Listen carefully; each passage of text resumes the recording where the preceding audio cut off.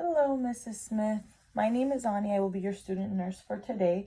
The purpose for my visit is to go ahead and place an NG tube. Do you know what an NG tube is for?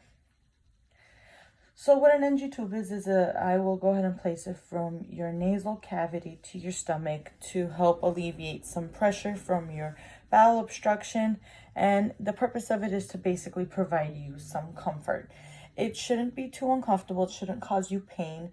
It may feel a little bit unfamiliar because it's something that you don't feel often or experience, but it should not be too uncomfortable position. But if you do feel like you're uncomfortable, you can always just tap on my hand and we will go ahead and take a break and I will pull back and we'll go from there.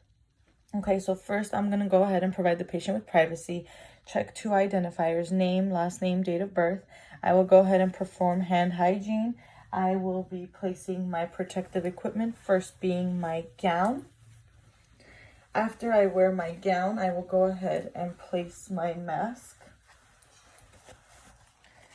I will go ahead and check for the suction, making sure that it is working, and it is. Okay, great.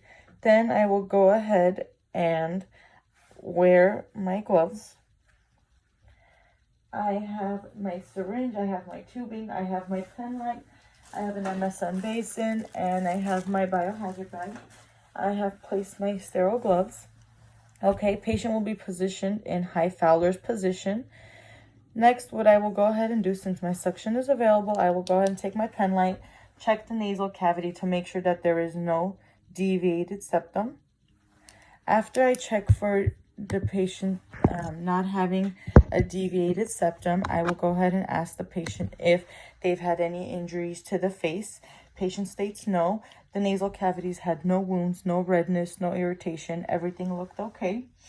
I will go ahead and use my probe to go ahead and check for gag reflex. Patient will say, okay, great. Everything looks good. Okay, so after I've checked the patient's nasal cavities and everything is okay, I will provide the patient with a bottle of water with a straw to help the process go ahead and be smoother. They will go ahead and take sips of water as I'm inserting the tube. I will go ahead and take a measurement from the tip of the nose to the ear, then to the xiphoid process, and I will go ahead and mark my tubing. Okay. After my tubing is marked, I will go ahead and lubricate the tip of my tube about 4 to 5 inches. I will go ahead and lubricate. Then after I lubricate the tube, I will go ahead and confirm with the patient which nares they would like the insertion to be in, which patient states the right one. As the tube is being inserted, I will go ahead and check to make sure there is no coiling and the process is going smoothly. Patient will be taking sips of water throughout the process. As we get back to the back of the throat, I will go ahead and ask the patient to open their mouth and I will check for no coiling. Okay, the tube will slowly go ahead and be placed. As I am going to the back of the throat, the patient will tip their head forward to their chin, to their chest, to make sure that the curve is done appropriately and it does not hurt the patient and is not resisting any coughing, gagging, or choking. After the patient's tube goes ahead and gets placed, I will auscultate for breath sounds. The tape, after the tube has been placed, it has been taped and secured on the patient's face. I will auscultate for breath sounds. Okay, everything sounds clear. I will go ahead and take about 10 cc's of gastric content sent to the lab for testing. We are checking for pH.